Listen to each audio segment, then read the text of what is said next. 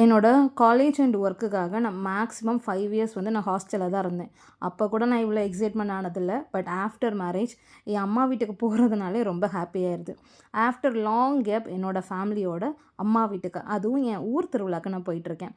இந்த travel experience சுத்தமாக நல்லா இல்லை. ரொம்ப அப்செட் ஆகிட்டேன்.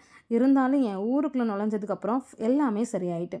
அண்ட் எங்கள் அம்மா என்னோடய ஃபேவரட் இடியாப்பம் அண்ட் சிக்கன் கறி ரெடி பண்ணியிருந்தாங்க.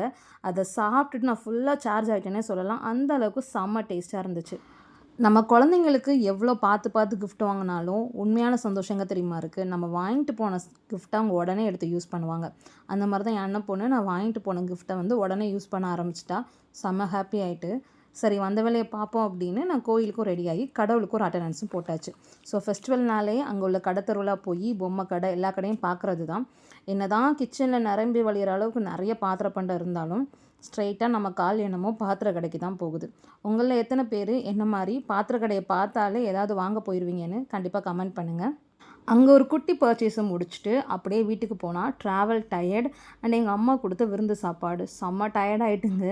அப்படியே ஒரு குட்டி தூக்கம் போட்டாச்சு. வீடியோ எடுக்கவே மறந்துட்டேன். தென் நைட்டு ஸ்ட்ரைட்டாக சர்ச் போயிட்டு கொடி இறக்கத்தெல்லாம் பார்த்தோம். அண்ட் தென் ஊஞ்சல் விளையாட போனோம். செம்ம ஜாலியாக விளாண்டங்க.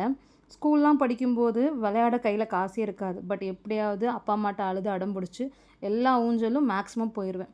பட் இப்போ நிறைய காசு இருக்குது, ஆனால் விளையாடவே முடியல. இந்த ஒரே ஒரு பெரிய ராட்டினம் மட்டும்தான் விளாண்டேன். அதுக்கே மயக்க வர மாதிரி ஆயிட்டு.